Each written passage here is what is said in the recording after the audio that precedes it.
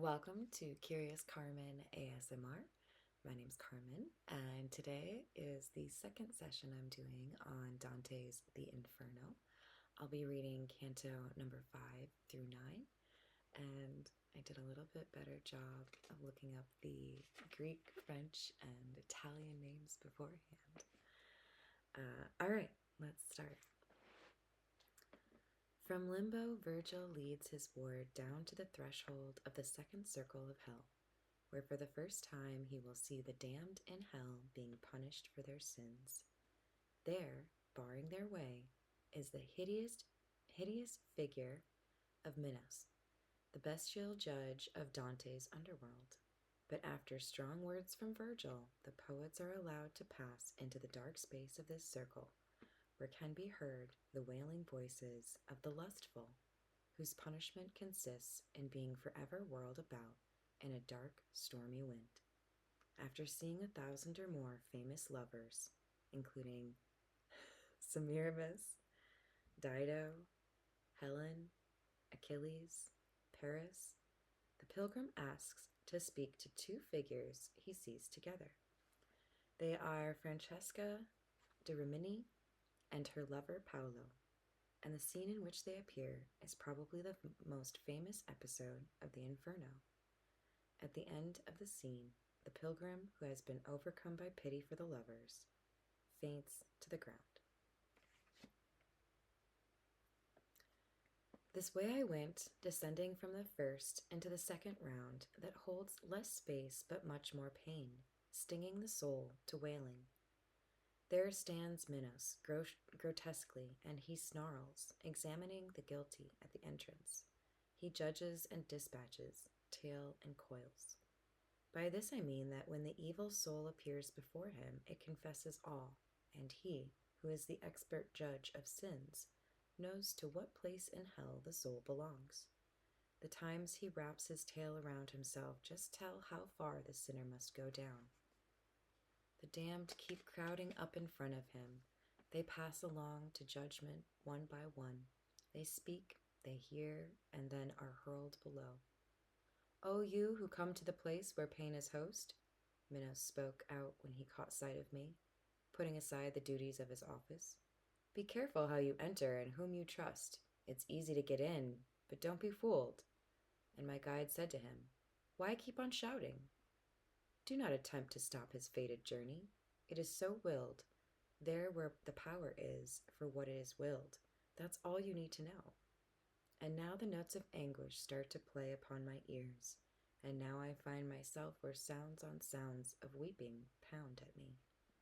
I came to a place where no light shone at all, bellowing like a sea racked by a temper when warring winds attack it from both sides. The infernal storm, eternal in its rage, sweeps and drives the spirits with its blast. It whirls them, lashing them with punishment. When they are swept back past their place of judgment, then come the shrieks, laments, and anguished cries. There they blaspheme God's almighty power. I learned that to this place of punishment all those who sin in lust have been condemned, those who make reason slave to appetite. And as the wings of starlings in the winter bear them along in widespread crowded flocks, so does that wind propel the evil spirits. Now here, then there, and up and down, it drives them, with never any hope to comfort them, hope not of rest, but even of suffering less. And just like cranes in flight, chanting their lays, stretching an endless line in their formation, I saw approaching, crying their laments, spirits carried along by the battling winds. And so I asked, "Teacher, tell me, what souls are these punished in the sweep of the black wind?" The first of those whose story you should know. My master wasted no time answering.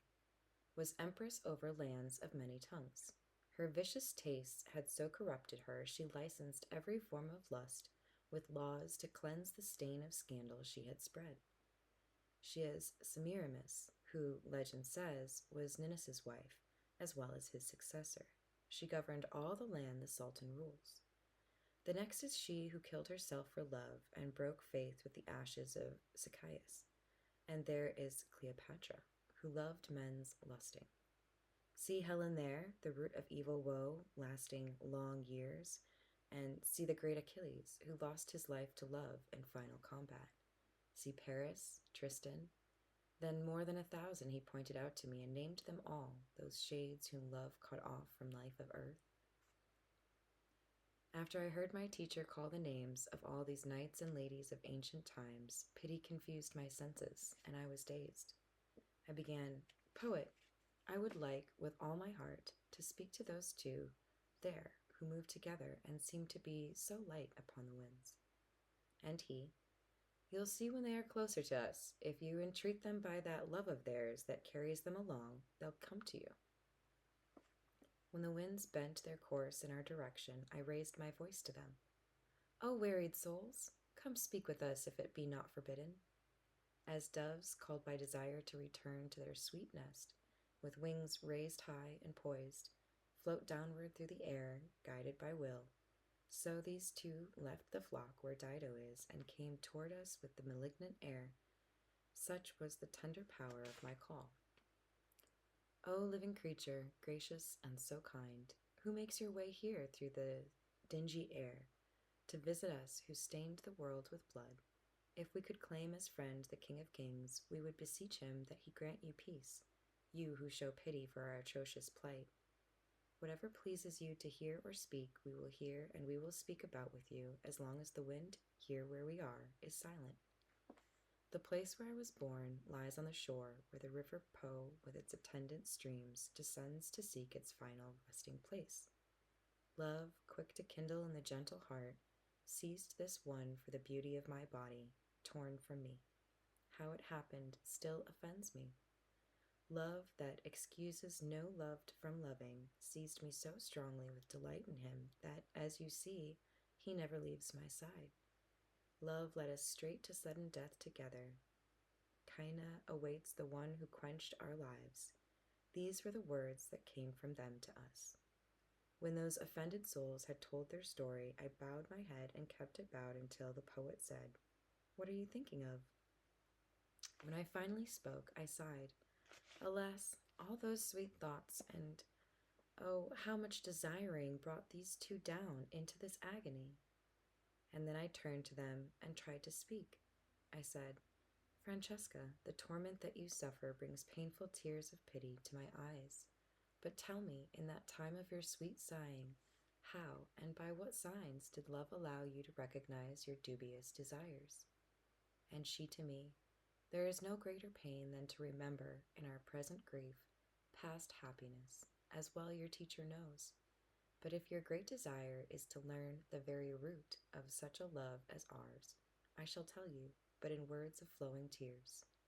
One day we read, to pass the time away, of Lancelot, of how he fell in love. We were alone, innocent of suspicion. Time and again our eyes were brought together by the book we read, our faces flushed and paled. To the moment of one line alone we yielded. It was when we read about those longed-for lips now being kissed by such a famous lover that this one, who shall never leave my side, then kissed my mouth and trembled as he did. Our Galliot was that book, and he who wrote it. That day we read no further, and all the while the one of the two spirits spoke these words, the other wept, in such a way that pity blurred my senses, and I swooned as though to die, and fell to hell's floor as a body, dead, falls. Canto 6. On recovering consciousness, the pilgrim finds himself with Virgil in the third circle, where the gluttons are punished. These shades are mired in filthy muck and are eternally battered by cold and dirty hail, rain, and snow. Soon the travelers come upon Cerberus, the three-headed dog-like beast who guards the gluttons. But Virgil pacifies him with fistfuls of slime, and two poets pass on. One of the shades recognizes Dante the pilgrim and hails him. It is Ciacco, a Florentine. Before they leave, he makes a prophecy concerning the political future of Florence. As the poets move away, the pilgrim questions Virgil about the Last Judgment and other matters until the two arrive at the next circle. Regaining now my senses, which had fainted at the sight of these two who were kinsmen lovers, a piteous sight confusing me to tears, new suffering and new sinners' suffering appeared to me, no matter where I moved or turned my eyes, no matter where I gazed. I am in the third circle, in the round of rain eternal, cursed, cold, and falling heavy, unchanging beat, unchanging quality.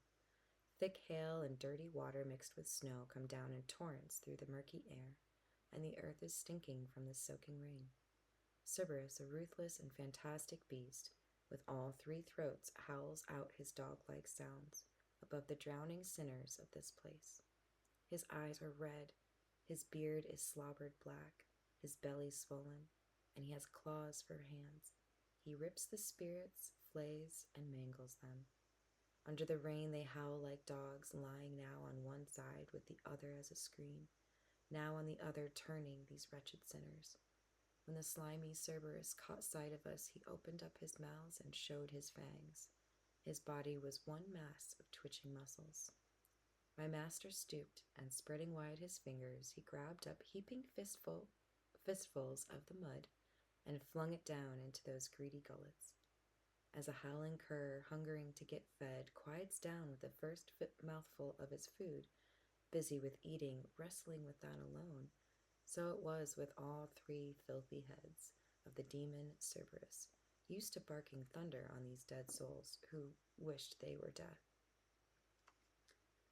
We walked across this marsh of shades beaten down by the heavy rain, our feet pressing on their emptiness that looked like human form. Each sinner there was stretched out on the ground, except for one who quickly sat up straight the moment he saw us passing by. "Oh, you there, being led through this inferno," he said.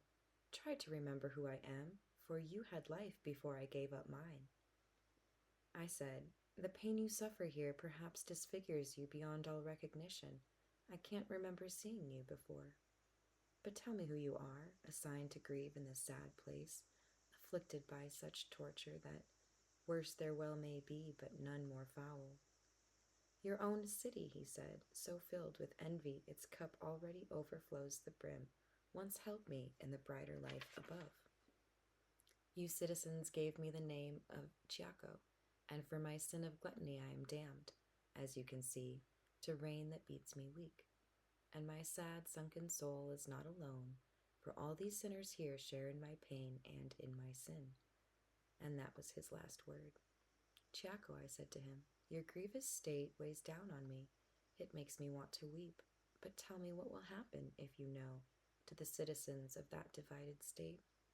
Are there any honest men among them? And tell me, why is it so plagued with strife?"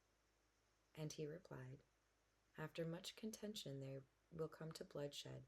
The rustic party will drive the other out by brutal means. Then it will come to pass the side will fall within 3 suns, and the other rise to power, with the help of one now listing toward both sides. For a long time they will keep their heads raised high, holding the others down with crushing weight, no matter how these weep or squirm for shame. 2 just men there are, but no one listens, for pride, envy, and avarice are the 3 sparks that kindle in men's hearts and set them burning." With this, his mournful words came to an end, but I spoke back. "There's more I want to know. I beg you to provide me with more facts. For Renata and Tagaio, who were so worthy, Jacopo Rosticucci, Arrigo, Mosca, and all the rest so bent on doing good, where are they? Tell me, what's become of them? One great desire tortures me, to know whether they taste heaven's sweetness or hell's gall." "They lie below with blacker souls," he said, "by different sins pushed down to different depths. If you keep going, you may see them all. But when you are once more in the sweet world, I beg you to remind our friends of me. I speak no more I answer you." He twisted his straight gaze into a squint and stared a while at me, then bent his head, falling to join his other sightless peers. My guide then said to me, He'll wake no more until the day the angel's trumpet blows, when the unfriendly judge shall come down here. Each soul shall find again his wretched tomb, assume his flesh and take his human shape, and hear his fate resound eternally. And so we made our way through the filthy mess of muddy shades and slush, moving slowly, talking a little bit about the afterlife. I said, Master, will these torments be increased or lessened on the final judgment day, or will the pain be just the same as now? And he, remember your philosophy. The closer a thing comes to its perfection, more keen will be its pleasure or its pain. Although this cursed race of punished souls never shall know the joy of true perfection, more perfect will their pain be than now. Than now. We circled round that curving road while talking of more than I shall mention at this time, and came to where the ledge begins descending. There we found Plutus, mankind's arch enemy. Canto 7. At the boundary of the fourth circle, the two travelers confront clucking Plutus, the god of wealth, who collapses into emptiness at a word from Virgil. Descending farther, the pilgrim sees two groups of angry, shouting souls who clash huge rolling weights against each other with their chests. They are the prodigal and the miserly.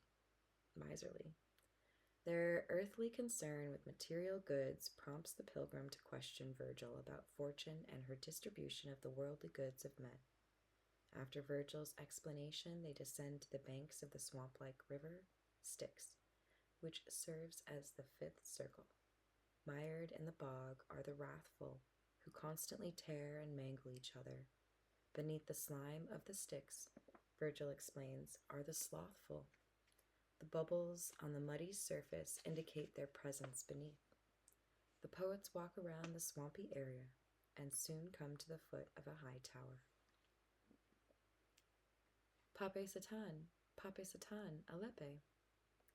The voice of Plutus clucked these words at us, and that kind sage, to whom all things were known, said reassuringly, do not let fear defeat you, for whatever be his power, he cannot stop our journey down this rock. Then he turned toward that swollen face of rage, crying, be quiet, cursed wolf of hell. Feed on the burning bile that rots your guts. This journey to the depth does have a reason, for it is willed on high, where Michael wrought a just revenge with a bold assault on God.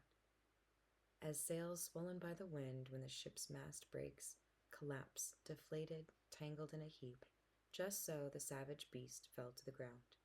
And then we started down a fourth abyss, making our way along the dismal slope where all the evil of the world is dumped. Ah, God's avenging justice! Who could heap up suffering and pain as strange as I saw here? How can we let our guilt bring us to this? As every wave... Charybdis? I think it's Charybdis. Whirls to sea As every wave Charybdis whirls to sea, comes crashing against its countercurrent wave, so these folks here must dance their roundelay. More shades were here than anywhere above, and from both sides, to the sound of their own screams, straining their chests, they rolled enormous weights. And when they met and clashed against each other, they turned to push the other away, one side screaming, why hoard? The other side, why waste? And so they moved back, round the gloomy circle, returning on both sides to opposite poles, to scream their shameful tune another time. Again they came to clash and turn and roll forever in their semicircle joust, and I, my heart pierced through by such a sight, spoke out. My master, please explain to me, who are these people here? Were they all priests, these tonsured souls I see there to our left? He said, in their first life, all you see here had such a myopic mind that they could not judge with moderation when it came to spending. Their barking voices make this clear enough. when they arrive at the 2 points on the circle where opposing guilts divide them into two. The ones who have had the bald spot on their heads were priests and popes and cardinals, in whom avarice is most likely to prevail. And I, Master, in such a group as this, I should be able to recognize a few who dirtied themselves by such crimes as these. And he replied, Yours is an empty hope. Their undistinguished life that made them foul now makes it harder to distinguish them. Eternally the two will come to blows, then from the tomb they will be resurrected, these with tight fists, those without any hair. It was squandering and hoarding that have robbed them of the lovely world and got them in this brawl. I will not waste choice words describing it. You see, my son, the short-lived mockery of all the wealth that is in Fortune's keep, over which the human race is bickering, for all the gold that is or ever was beneath the moon won't buy a moment's rest for even one among these weary souls. Master, now tell me what this Fortune is you touched upon before. What is she like, and who holds all the worldly wealth within her fists? And he to me, O foolish race of man, how overwhelming is your ignorance! Now listen while I tell you what she means. That one whose wisdom knows infinity made all the heavens and gave each one a guide, and each sphere shining shines on all the others. So light is spread with equal distribution.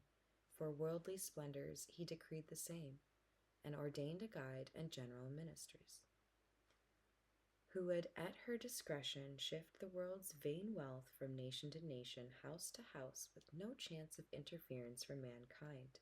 So while one nation rules, another falls, according to whatever she decrees, her sentence hidden like a snake in the grass. Your knowledge has no influence on her, for she foresees, she judges, and she rules her kingdom as the other gods do theirs. Her changing changes never take a rest. Necessity keeps her in constant motion, as men come and go to take their turn with her. And this is she, so crucified and cursed, even those in luck who should be praising her, instead revile her and condemn her acts. But she is blessed, and in her bliss hears nothing. With all God's joyful first created creatures, she turns her sphere, and blessed turns it with joy. Now let's move down to greater wretchedness. The stars that rose when I set out for you are going down. We cannot stay too long. We cross the circle to its other bank, passing a spring that boils and overflows into a ditch the spring itself cut out. The water was a deeper dark than purse, and we, with its gray waves for company, made our way down along a rough, strange path. This dingy little stream, when it has reached the bottom of the gray, malignant slopes, became a swamp that has the name of Styx. And I, intent on looking as we passed, saw muddy people moving in that marsh, all naked, with their faces scarred by rage. They fought each other, not with hands alone, but struck with head and chest and feet as well. And with teeth they tore each other from limb. And the good teacher said, My son, now see the souls of those that anger overcame, and I ask you to believe me when I say, beneath the slimy top are sighing souls, who make these waters bubble at the surface. Your eyes will tell you this, just look around. Bogged in this slime, they say, sluggish we were in the sweet air made happy by the sun, and the smoke of sloth was smoldering in our hearts. Now we lie sluggish here in this black muck. This is the hymn they gurgle in their throats, but cannot sing in words that truly sound. Then, making a wide arc, we walked around the pond, between the dry bank and the slime, our eyes still fixed on those who gobbled mud. We came, in time, to the foot of a high tower. Canto number 8. But before they had reached the foot of the tower, the pilgrim had noticed 2 signal flames at the tower's top, and another flame answering from a distance. Soon he realizes that the flames are signals to and from Phlegius, the boatman of the Styx, who suddenly appears in a small boat speeding across the river. Wrathful and irritated though he is, the steersman must grant the poet's passage. But during the crossing, an angry shade rises from the slime to question the pilgrim. After a brief exchange of words, scornful on the part of the pilgrim, who has recognized this sinner, the spirit grabs hold of the boat. Virgil pushes him away, praising his ward for his just scorn, while a group of the wrathful attack the wretched soul, whose name is Filippo Argenti. At the far shore, the poets debark and find themselves before the gates of the infernal city of Dis, where howling figures threaten them from the walls. Virgil speaks with them privately, but they slam the gate shut in his face. His ward is terrified, and Virgil too is shaken, but he insists that help from heaven is already on the way. I must explain, however, that before we finally reached the foot of that high tower, our eyes had been attracted to its summit by two small flames we saw flare up just there, and so far off the eye could hardly see. Another burning torch flashed back a sign. I turned to that vast sea of human knowledge. What signal is this? And the other flame, what does it answer? And who's doing this? And he replied, You should already see across the filthy waves what has been summoned, unless the marsh's vapors hide it from you. A bowstring never shot an arrow off that cut the thin air any faster than a little boat that I saw that very second, skimming along the water in our direction with a solitary steersman who was shouting, Aha! I've got you now, you wretched soul! Philigius, Philigius, this time you shout in vain, my lord responded. You will have us with you no longer than it takes to cross the muck. As one who learns of some incredible trick just played on him flares up resentfully, so Philigius there was seething in his anger. My leader calmly stepped into the skiff, and when he was inside, he had me enter, and only then it seemed to carry weight. Soon as my guide and I were in the boat, the ancient prow began to plow the water more deeply now than any time before. As we sailed the course of this dead channel, before me there rose up a slimy shape that said, Who are you? Who come before your time? And I spoke back, Though I come, I do not stay, but who are you in all your ugliness? You see that I am one who weeps, he answered. And then I said to him, May you weep and wail, stuck here in this place forever, you damned soul. For, filthy as you are, I recognize you. With that he stretched both hands out toward the boat, but on his guard my teacher pushed him back. Away, get down there with the other curs. And then he put his arms around my neck and kissed my face, and said, Indignant soul, blessed is she in whose womb you were conceived. In the world this man was filled with arrogance, and nothing good about him decks his memory. For this his shade is filled with fury here. Many in life esteem themselves great men, who then will wallow here like pigs in mud, leaving behind them their repulsive fame. Master, it certainly would make me happy to see him dunked deep in this slop just once before we leave this lake. It truly would. And he to me, Before the other shore comes into sight, you will be satisfied. A wish like that is worthy of fulfillment. Soon afterward, I saw the wretch so mangled by a gang of muddy souls that, to this day, I thank my Lord and praise him for that sight. Get Filippo Argenti, they all cried. And at those shouts the Florentine, gone mad, turned on himself and bit his body fiercely. We left him there. I'll say no more about him. A wailing nose began to pound my ears and made me strain my eyes to see ahead. And now, my son, the gentle teacher said, coming closer is the city we call Dis, with its great walls and its fierce citizens. And I, Master, already I can see the clear glow of its mosques above the valley, burning bright red as though just forged and left to smolder. And he to me, Eternal fire burns within, giving off the reddish glow you see diffused throughout this lower hell.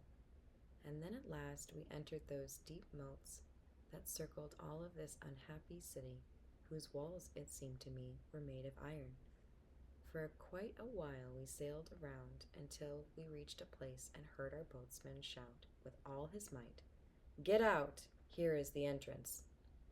I saw more than 1,000 fiendish angels perching above the gates, enraged, screaming, "Who is the one approaching?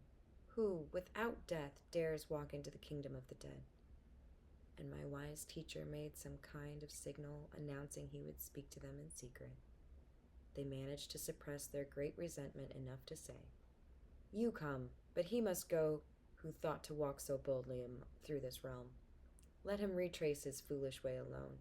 Just let him try. And you who led him here through this dark land, you'll stay right where you are." And now, my reader, consider how I felt when those foreboding words came to my ears. I thought I'd never see our world again. Oh, my dear guide, who more than 7 times restored my confidence and rescued me from the many dangers that blocked my going on, don't leave me, please, I cried in my distress.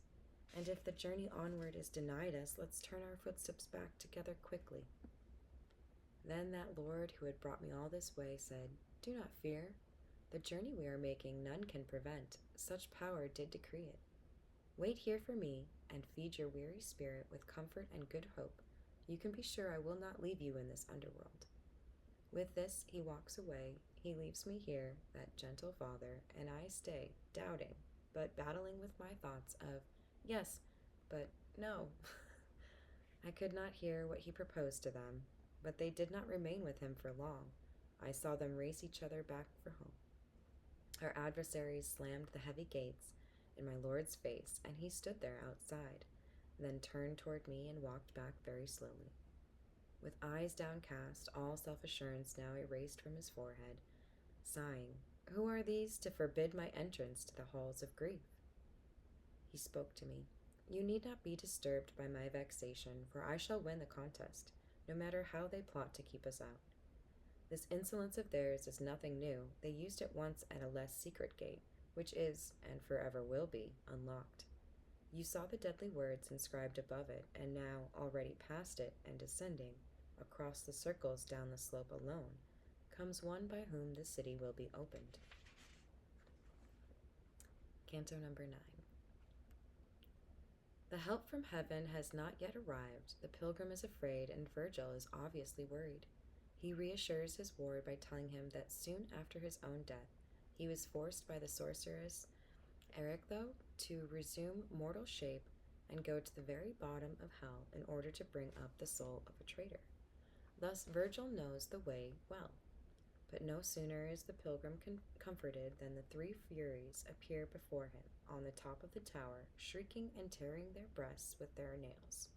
They call for Medusa, whose horrible face has the power of turning anyone who looks on her to stone. Virgil turns his ward around and covers his eyes. After an address to the reader, calling attention to the coming allegory, a strident blast splits the air, and the poets perceive an angel coming through the murky darkness to open the gates of the city for them. Then the angel returns on the path whence he came, and the 2 travelers enter the gate. Within are great open burning sarcophagi, from which groans of torment issue. Virgil explains that these are arch heretics and their lesser counterparts.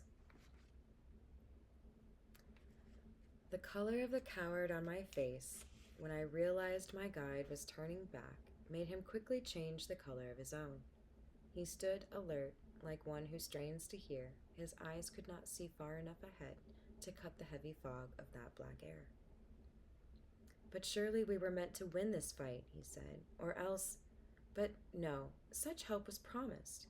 Oh, how much time it's taking him to come." I saw too well how quickly he amended his opening words with what he added on. They were different from the ones he first pronounced. But nonetheless his words made me afraid, perhaps because the phrase he left unfinished I finished with worse meaning than he meant. Has anyone before ever descended to the sad hollow steps from that first circle whose pain is all in having hope cut off? I put this question to him.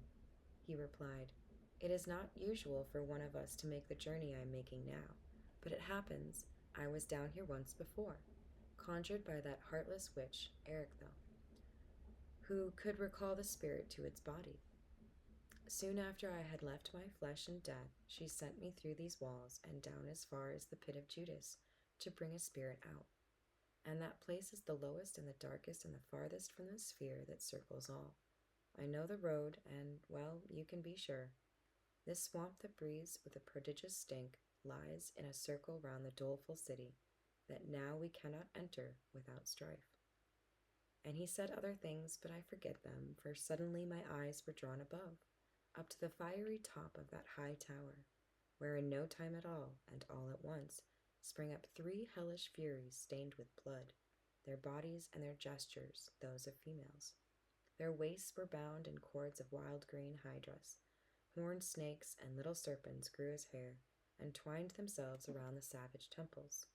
And he who had occasion to know well the handmaids of the queen of timeless woe cried out to me, "Look there, the fierce Erinyes! That is Megaera, the one to the left, and that one raving on the right, Alecto, and Tisiphone in the middle." He said no more. With flailing palms the three would beat their breasts, then tear them with their nails, shrieking so loud I drew close to the poet, confused with fear. "Medusa, come, we'll turn him to stone," they shouted all together, glaring down. How wrong we were to let off Theseus lightly. "Now turn your back and cover up your eyes, for if the Gorgon comes and you should see her, there would be no returning to the world." These were my master's words. He turned me round and did not trust my hands to hide my eyes, but placed his own on mine and kept them covered. Oh, all of you whose intellects are sound, look now and see the meaning that is hidden beneath the veil that covers my strange verses. And then, above the filthy swell approaching, a blast of sound shot through with fear, exploded, making both shores of hell begin to tremble. It sounded like one of those violent winds born from the clash of counter temperatures that tear through forests raging unchecked. It splits and rips and carries off the branches and proudly whips the dust up in its path and makes the beasts and shepherds flee its course. He freed my eyes and said, "Now turn around and set your sight along the ancient scum, there where the marsh's mist is hovering thickest. As frogs before their enemy, the snake all scatter through the pond and then dive down until each one is squatting on the bottom." So I saw more than 1,000 fear-shocked souls in flight, clearing the path of one who came walking the Styx, his feet dry on the water. From time to time, with his left hand, he fanned his face to push the putrid air away, and this was all that seemed to weary him. I was certain now that he was sent from heaven. I turned to my guide, and he made me a sign to keep my silence and bow low to this one. Ah, the scorn that filled his holy presence. He reached the gate and touched it with a wand. It opened without resistance from inside. "Oh, heaven's outcast, despicable souls," he started, standing on the dreadful threshold. "What insolence is this that breeds in you? Why do you stubbornly resist that will whose end can never be denied, and which more than one time increased your suffering? What do you gain by locking horns with fate? If you remember well, your Cerberus still bears his chin and throat peeled clean for that."